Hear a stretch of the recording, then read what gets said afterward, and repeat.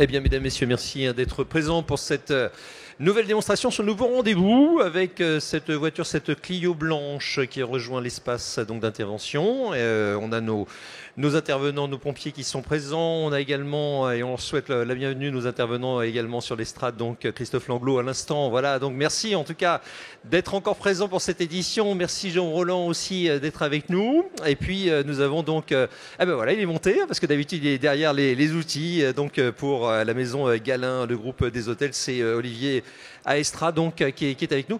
J'ai bien prononcé Aestra, c'est ça. Voilà, d'accord. Merci, c'est extra. Donc merci à vous.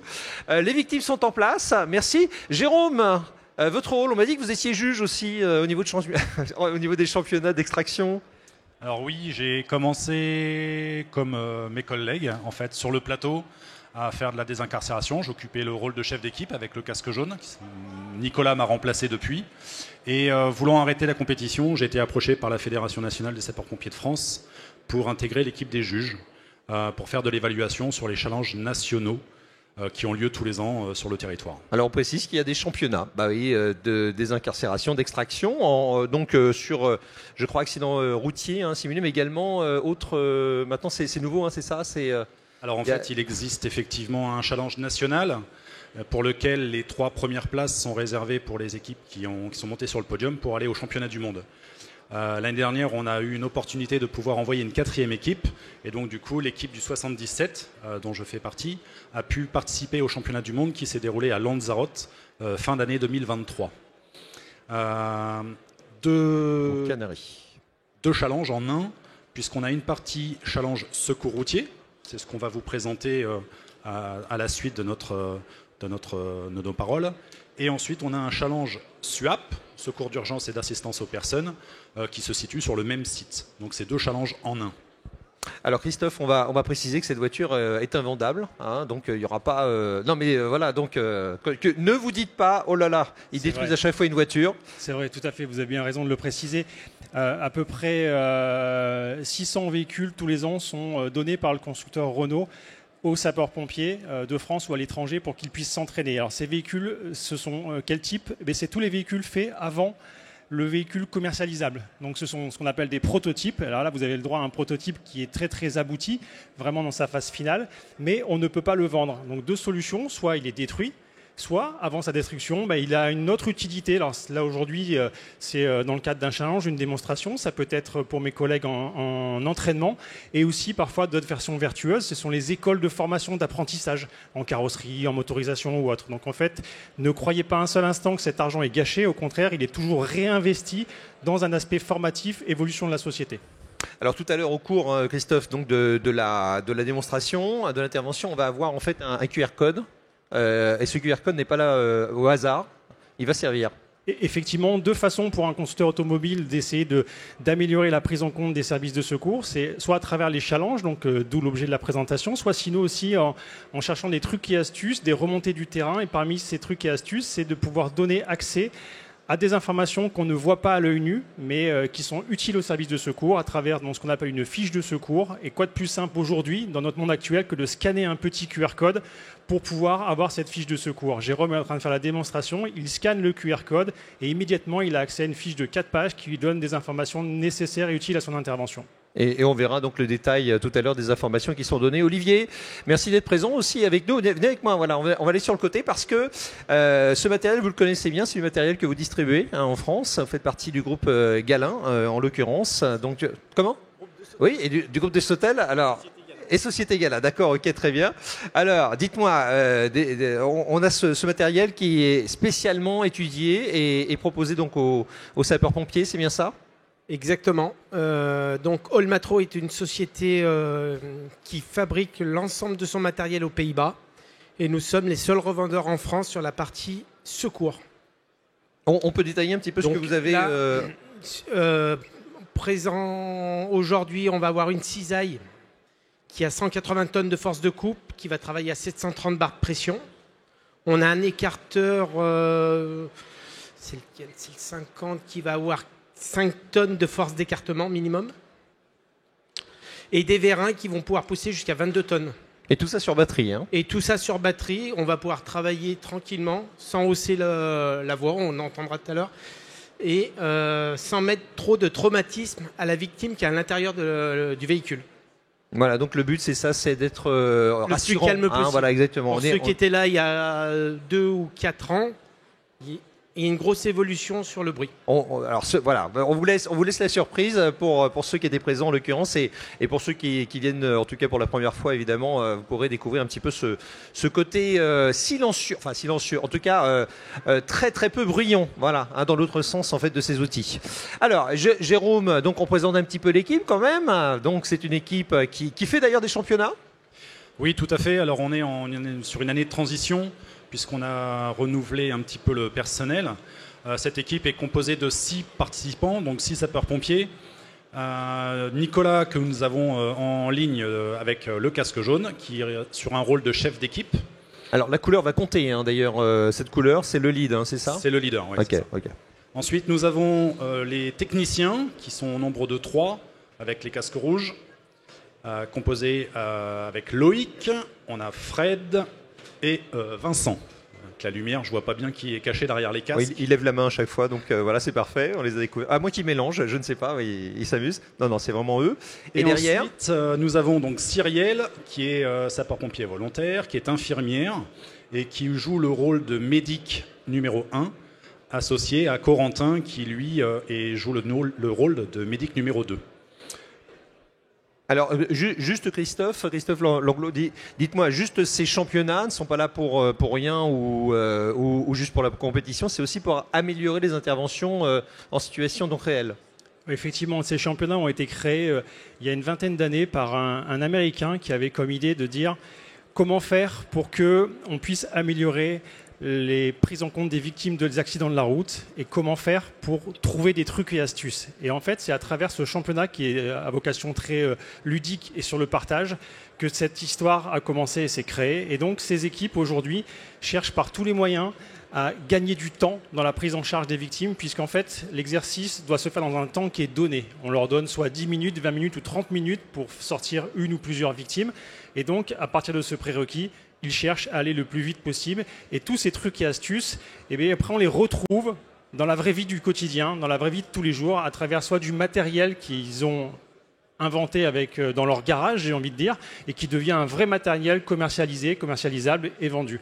Donc ça a une importance capitale pour essayer de faire diminuer le nombre de morts sur nos routes en France ou à l'étranger.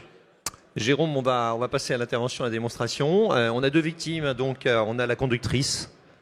Oui. Voilà, Ludwig qui est présente. Et puis alors malheureusement, il y a un jeune garçon c'est Hugo, oui, qui était sur la route. C'est ça. Hugo joue le rôle du piéton renversé, car nous avons une conductrice qui était un petit peu distraite et elle avait le bras coincé en train de chercher du matériel derrière son siège lorsqu'elle a percuté un mobilier urbain qui se trouve sur l'arrière du véhicule.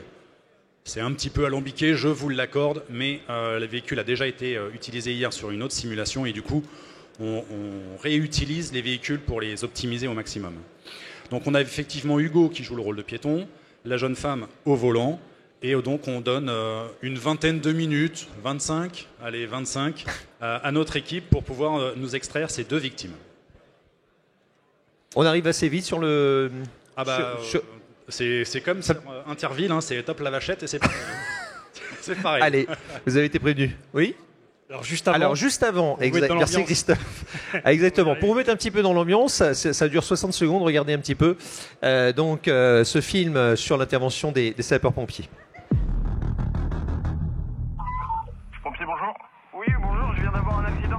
D'accord, vous êtes à quelle adresse? On est sur la départementale 111 là. Vous avez eu un accident seul? Non, une voiture a raté le stop.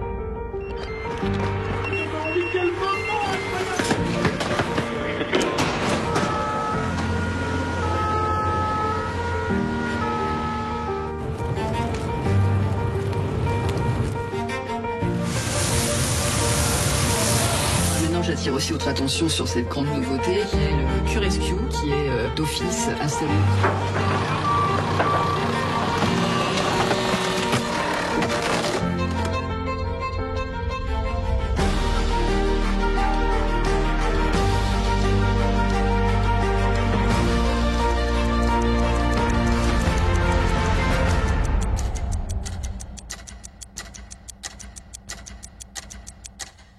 Et ça y est, nous y sommes.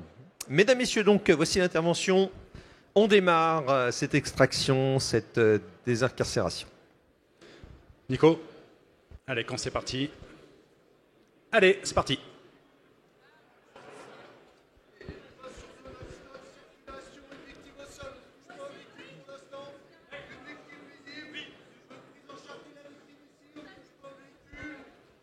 Alors, juste Jérôme, c'est Nicolas, hein, le leader, le chef, donc, qui fait le tour, hein, c'est ça? Oui. Comme sur beaucoup de nos interventions, on commence toujours par un tour de reconnaissance.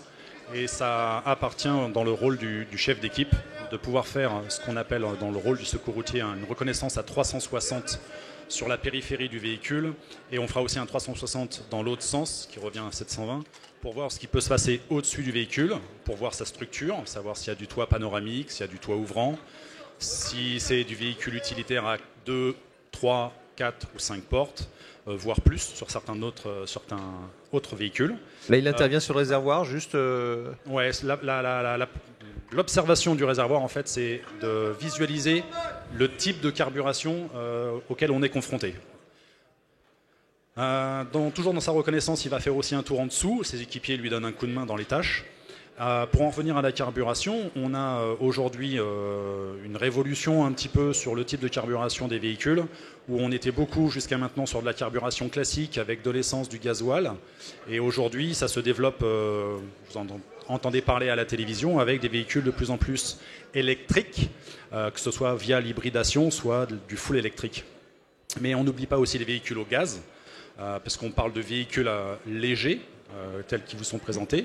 Mais on a aussi du transport en commun, avec les bus, les cars. On a aussi du poids lourd. Et ces véhicules peuvent avoir des carburations diverses et variées. On immobilise, hein, c'est ça le véhicule pour intervenir? Oui, tout à fait. Dans la prise en charge du véhicule, pour sécuriser la zone, pour sécuriser nos victimes, il est important de sécuriser le véhicule afin qu'il ne bouge plus. Deux types de stabilisation. On va avoir une stabilisation pour que le véhicule n'avance pas ou ne recule pas.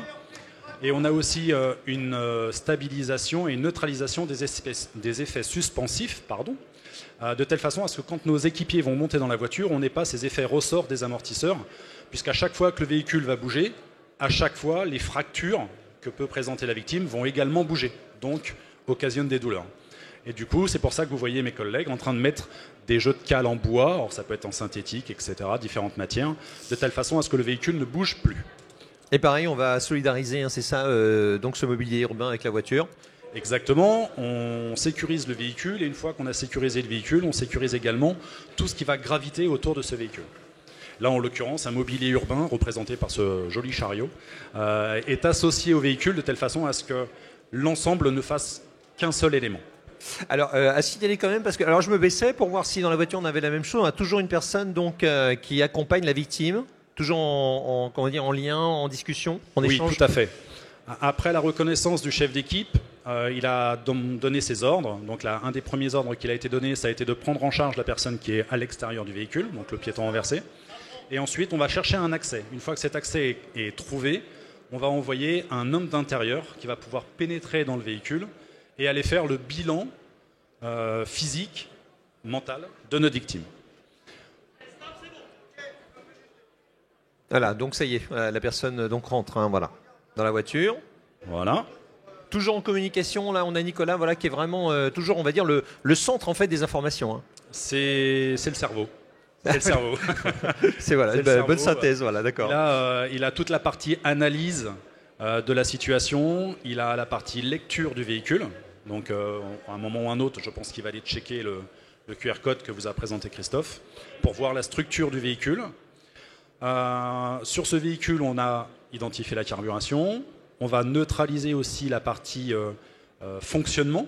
Ça a été fait à l'instant avec le retrait de la clé ou de la carte de contact, afin qu'on n'ait pas de redémarrage du véhicule.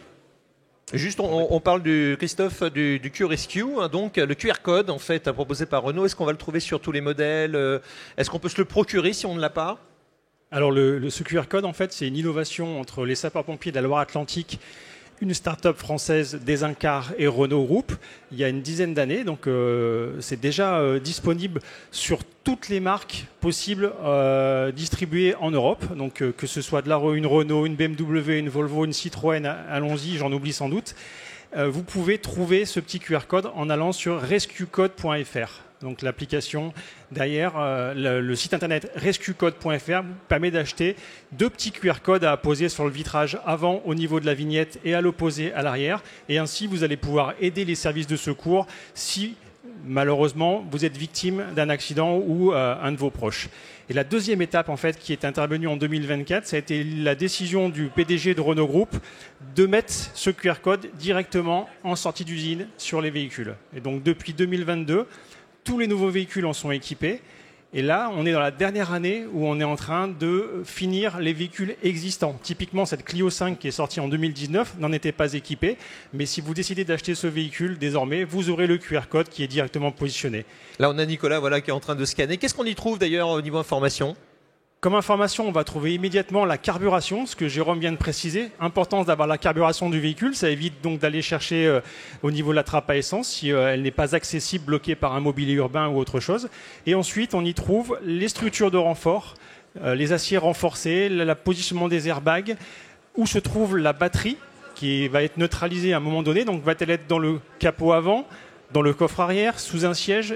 Divers endroits sont proposés par les différents constructeurs. Donc en fait, c'est des informations techniques, opérationnelles, qui permettent de gagner un temps précieux à chacune des équipes. Les points, peut-être aussi la structure de la voiture, exactement, les points attaqués. Quels sont les endroits qui sont les endroits beaucoup plus rigides. Alors, avec les nouveaux outils, il n'y aura pas d'obstacle à la découpe. Par contre, parfois, la compression de l'acier en fonction de l'accident rendra ça peut-être un tout petit peu plus long.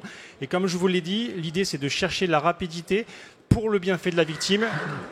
L'intérêt, c'est que cette victime arrive le plus vite possible en milieu hospitalier. Jérôme, j'entends du bruit. Qu'est-ce qui se passe ? Il se passe plein de choses, mais c'est plutôt rapide. On a le piéton qui a été pris en charge, qui Hugo, a été retourné, bilanté, ouais, et qui a été évacué sur une planche, ce qu'on appelle communément un plan dur, et confié à une équipe tierce pour la prise en charge et pour le transport jusqu'à l'hôpital. Les techniciens et notre Medic-One revient sur le chantier, prend en charge du coup la deuxième victime, qui a quand même été prise en charge auparavant. Nous avons eu, dans un premier temps, la lecture de la FAD, alors de la fiche d'aide à la désincarcération, avec neutralisation de la batterie 12 volts dans le compartiment moteur. On a eu une ouverture élargie de par le retrait de matière au niveau de la porte avant, qui, je pense, alors j'ai pas entendu encore le briefing de Nicolas, mais qui s'oriente sur une sortie possible en cas d'urgence. C'est-à-dire que si on a une aggravation soudaine de notre victime, on a la possibilité de l'extraire rapidement par l'ouverture de la porte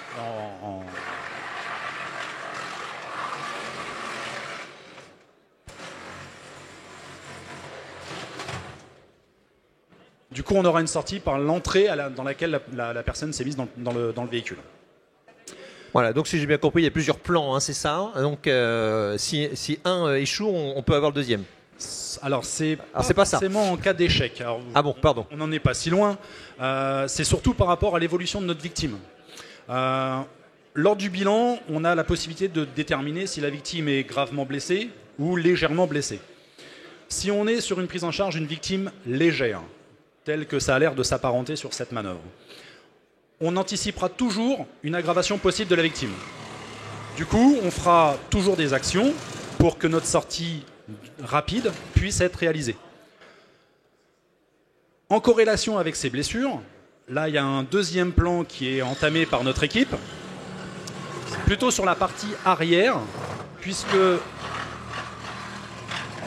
une victime traumatisée de la route peut, a souvent des lésions au niveau de la colonne vertébrale. De ce fait, on essaiera, autant que possible, de la sortir toujours dans l'axe le plus rectiligne et le plus droit par rapport à sa position.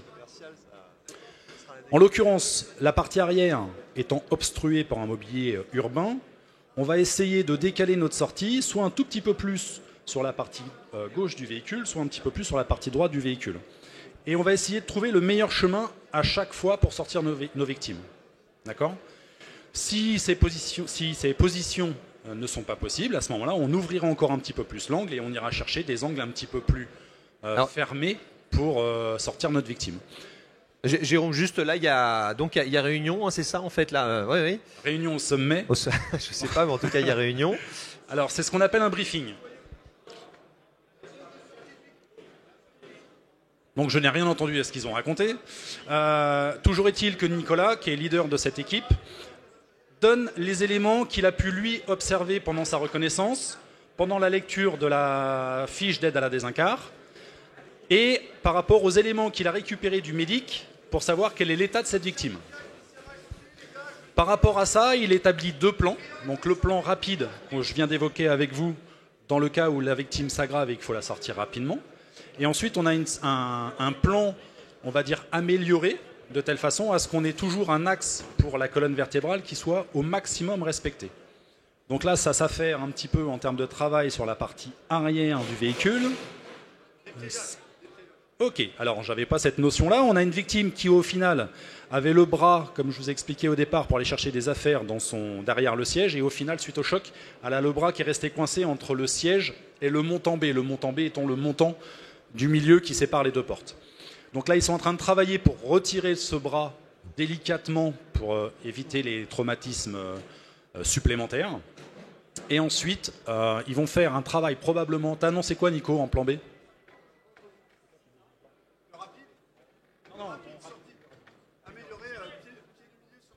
Ok.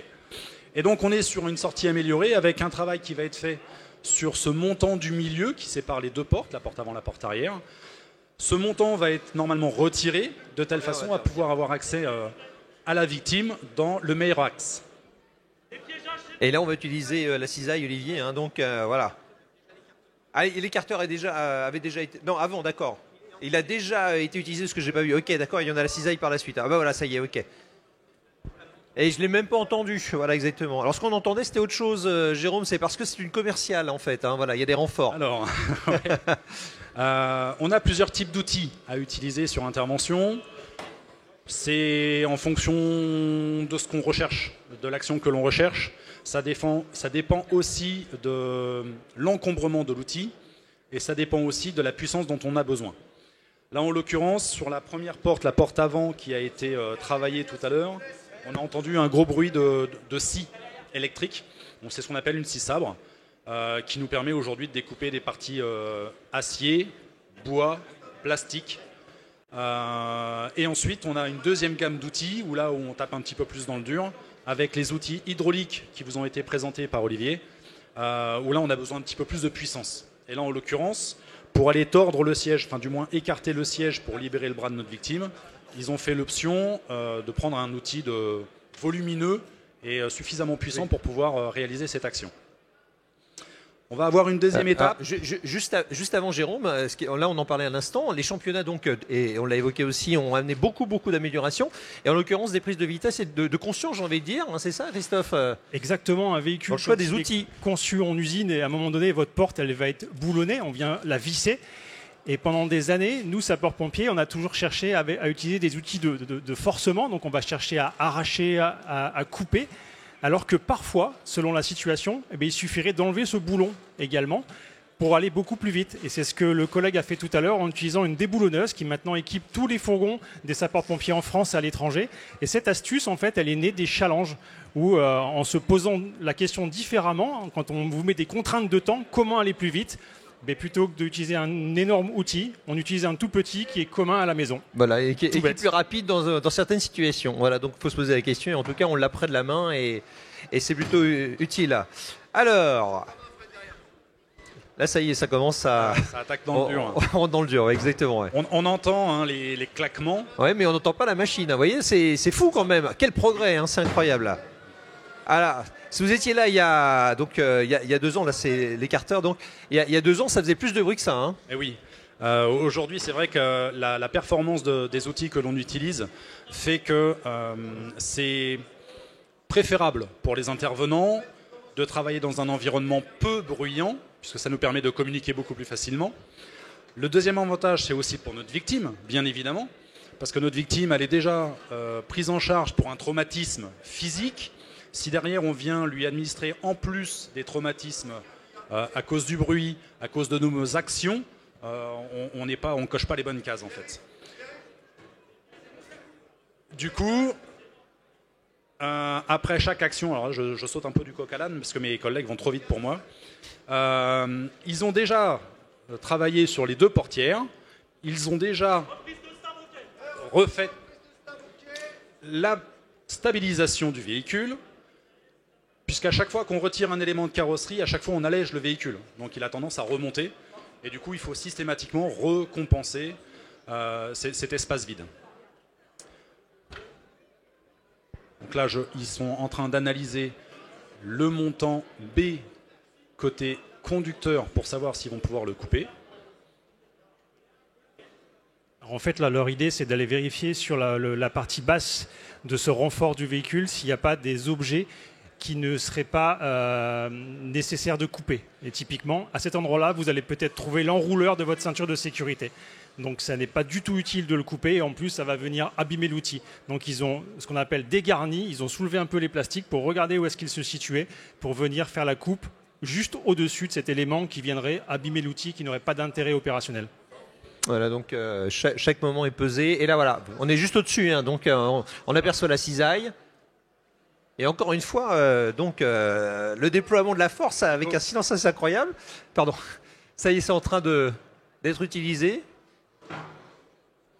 Alors, pour ceux qui ont la chance de pouvoir observer le grand écran, vous voyez que l'outil est placé de telle façon à ce qu'on se retrouve au-dessus des boulons. Pour compléter ce que dit Christophe, aujourd'hui, si on venait à vouloir césariser des morceaux d'acier qui seraient très résistants, la répétition de ces actions ou de ces mauvaises actions, en fait, endommagerait le matériel. Le matériel est suffisamment robuste pour supporter ça, mais la répétition fait qu'au bout d'un moment, on peut avoir des problématiques techniques. Je vais vous parler de ma propre expérience. Il n'y a pas si longtemps que ça, il y a moins d'1 an, sur un véhicule d'une autre marque. Exactement la même situation. Un monsieur coincé après avoir pris un bus en pleine face se retrouve piégé au niveau du poste de conducteur. Et ce que vous venez de voir, c'est exactement ce qu'on a fait sur cette intervention. Sauf qu'au moment de couper le pied du milieu, enfin le montant B, on a eu heureusement des équipiers qui étaient au clair avec les nouvelles techniques, qui ont pris toutes les précautions d'emploi pour césariser ce montant. Et je ne sais pas si vous avez pu le voir, mais il y a eu une planche en bois qui a été introduite entre l'outil et la victime. Et sur l'inter dont je vous parle, en fait, on a eu une casse de lame de cisaille qui est partie à l'horizontale, qui a rencontré la planche de bois. Heureusement, parce que s'il n'y avait pas eu la planche de bois, il y avait quand même la victime derrière. Et la lame de la cisaille, en fait, a rebondi à l'intérieur du véhicule, n'a blessé personne. Et heureusement. Heureusement.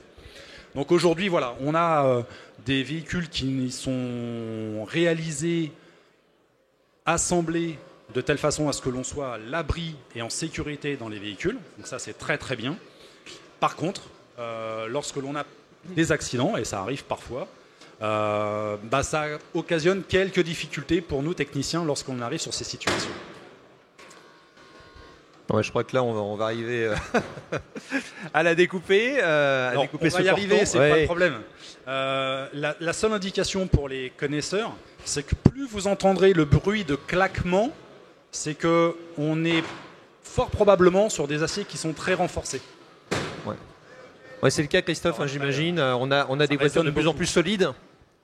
En fait, les véhicules vous protègent de plus en plus. Elles vont se déformer pour vraiment vous maintenir à l'intérieur d'un espace de ce qu'on appelle un espace de vie en fait, du véhicule, vous en tant qu'occupant classique. Et pour réussir cet exploit, en fait, il faut absorber de l'énergie. Absorber de l'énergie, c'est tout bête. C'est simplement compresser les aciers. Et cette compression des aciers, c'est ça qui fait qu'on entend plus ou moins des claquements qui vont se réaliser, puisque autrefois on avait un tube qui était creux, un acier qui était creux. Vous prenez un tube de sopalin par exemple, voilà, c'est creux, il n'y a pas de problème. Et aujourd'hui, dans ce tube de sopalin, vous y mettez un millefeuille. D'accord. Vous mettez plusieurs fois des tubes à l'intérieur, donc forcément vous avez beaucoup plus d'acier à découper au moment de l'accident, mais c'est beaucoup plus d'acier qui va permettre d'absorber de l'énergie et qui va vous protéger. Donc c'est toute la difficulté pour les services de secours aujourd'hui, c'est d'appréhender ces nouveaux véhicules qui vous protègent de façon totalement inégale par rapport à il y a 20 ans. on est extrêmement mieux protégé. Mais par contre, pour les services de secours, ça amène de nouvelles contraintes à prendre en compte et à apprendre. D'où en fait l'intérêt qu'a ce partenariat entre Renault et les sapeurs-pompiers, à la fois de discuter avec les sapeurs-pompiers pour comprendre leurs difficultés et aussi l'intérêt de pouvoir proposer ce type de véhicules issus de l'ingénierie qui ne sont pas vendables pour qu'ils puissent s'entraîner dessus. Ouais, ce travail main dans la main. Est-ce qu'on travaille pareil, Olivier, à Estra, est-ce qu'on travaille de la même façon chez Galin, donc en tout cas au niveau de la fabrication Olmaltro, donc est-ce qu'on a, on a ce même partenariat donc pour développer ce type d'outils? Oui, exactement. Olmatro a environ 60% de ses équipes qui sont pompiers volontaires aux Pays-Bas. Donc on a un retour terrain, c'est du matériel pompier créé par des pompiers. On a la même chose, un pompier qui finalement travaille vraiment dans l'entreprise à 100%. Exactement. Ah ben voilà, on a la même chose, vous voyez. Donc c'est pour ça qu'on a des outils parfaitement adaptés. Et pour pouvoir vérifier leurs outils, en fait, Olmatro nous demande régulièrement les derniers véhicules qu'on envoie en Hollande, justement, comme en Allemagne pour la marque Weber ou en France pour la marque Scorp, où on va pouvoir leur permettre de tester sur les nouveaux aciers des véhicules d'aujourd'hui, leurs outils en version finale. Alors Jérôme, je crois que là on est sur finalement une des étapes de fin de cette désincarcération. Eh bien oui, normalement le travail au niveau du montant B a été finalisé. Vous voyez des protections orange fluo qui ont été mises en place pour éviter de se blesser, que ce soit pour la victime, que ce soit pour les intervenants. Et ensuite, on a un plan dur qui doit rentrer dans la voiture. Et juste derrière. Et derrière. Juste derrière, donc il ne va pas tarder à accéder à la victime. Et le but du jeu va être maintenant d'agir sur le siège de telle façon à incliner le dossier pour pouvoir y intégrer dans le dos de la victime une planche en bois ou en d'autres matières, il existe d'autres matières, de telle façon à ce que cette victime repose sur quelque chose de droit et puisse sécuriser ses blessures. Et toujours cette communication donc, entre les membres de l'équipe. Donc vous l'entendez peut-être pas. 22.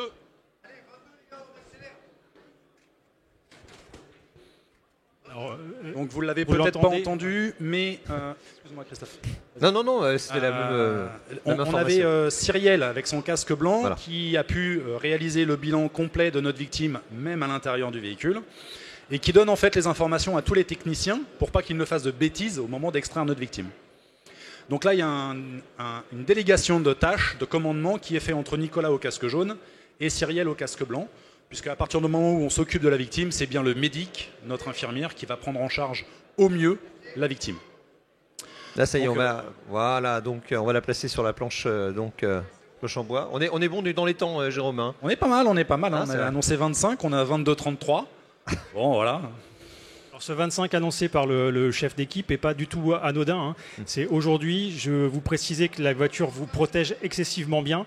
Par contre, c'est-à-dire qu'elle vous protège d'un point de vue osseux, d'un point de vue fracture, mais par contre, vos organes internes, eux, au moment de votre accident, subissent toujours des dommages. Et le seul endroit où est-ce que ces dommages peuvent être traités, c'est à l'hôpital. Donc l'idée, c'est de faire au plus vite pour arriver dans ce milieu hospitalier. Eh ben bravo, félicitations. Vous avez le bon réflexe de les féliciter, de les applaudir, bravo. Voilà. On a 2 victimes donc sauvées, qui ont été sorties donc d'affaires. Alors pas tout à fait peut-être. Peut-être ajouter quelque chose. Bien sûr. On est bien évidemment sur une démonstration qui s'apparente quelque chose que l'on peut rencontrer nous en challenge. On n'est pas si loin de la vérité, puisque la voiture, c'est une vraie voiture avec une vraie victime qui pèse son poids, qu'elle soit enfant, adulte ou plus âgée. Ce qu'il ne faut quand même pas omettre, c'est que dans des circonstances d'accident de la route, là où on est sur un beau tapis feutré, avec des petits canapés bien installés, un éclairage optimum, il n'y a pas de bruit, il n'y a pas de vent, il n'y a pas de pluie, il n'y a pas de neige, il n'y a pas de verglas, tout va bien. Demain, dans la vraie vie, vous ferez le 18 ou le 112 pour prévenir les secours. Il y a le délai de l'appel, il y a le délai de transit pour que les engins puissent se rendre jusqu'à l'accident. Il y a la prise en compte de l'environnement, qui est parfois assez problématique. Et ensuite, la prise en charge de la victime et de l'intervention. Oui, des fois, les pompiers sont embêtants parce qu'ils coupent la circulation longtemps sur les accidents de la route. Excusez-nous, mais c'est nécessaire. Voilà. Maintenant, petit message subliminaux. 1. Attention aux intervenants lorsque vous croisez un accident de la route. Il est indispensable de faire attention à ce qui se passe sur la route parce qu'il y a des gens qui sont à pied sur les voies de circulation. Alors sur une départementale, c'est pas très gênant. Sur une autoroute à 140, c'est beaucoup plus. Et la deuxième des choses, c'est que vous êtes tous acteurs. Vous pouvez tous être témoins d'un accident. Et il est important que vous soyez sensibilisés à cela. 1. Connaître les numéros d'appel d'urgence. 2. Aujourd'hui, avec les GPS, de pouvoir vous localiser correctement pour que nos engins et nos pompiers puissent arriver au plus rapide auprès des victimes. Voilà. Attention sur la route, c'est pas parce que nos constructeurs font des belles voitures résistantes qu'il faut faire n'importe quoi. Eh ben merci Jérôme Roland, merci Christophe Lamblot, merci également Olivier Aistra, merci à toute l'équipe, bravo. Bravo pour cette démonstration. Merci les Lupins 77. Merci Hugo, t'as été au top. Lidvin, juste, alors peut-être un petit mot parce que Lidvin, venez avec moi. Oh, elle marche, c'est génial. Voilà, regardez, c'est miraculeux. Juste avant, venez parce qu'on va se retrouver vraiment. On a un petit peu de retard pour la prochaine démonstration. Venez là parce que vous vouliez faire la victime pour une raison particulière. Vous vouliez voir de l'intérieur. C'est ce que vous m'avez dit tout à l'heure. C'est ça. Vous êtes encore sous oxygène ou pas? Ça va? Alors, ça fait quoi de l'intérieur? Ouais, c'est impressionnant. Ouais, c'est impressionnant. Ouais. Qu'est-ce qui vous a impressionné le plus? Le bruit. Oui. Ouais, énormément de bruit. Vous avez eu le sentiment d'avoir été accompagné tout le temps? Oui, par contre, ouais. Une bonne prise en charge. Eh bien, écoutez, c'est parfait. En tout cas, merci à tous pour cette démonstration. Encore bravo, félicitations. Photo de l'équipe, les amis, bien évidemment. Et puis ensuite, on va passer donc au prochain rendez-vous. Nous serons donc avec nos amis Losberger de Bourg. Voilà, il s'agit en fait de cabines donc de décontamination mobile.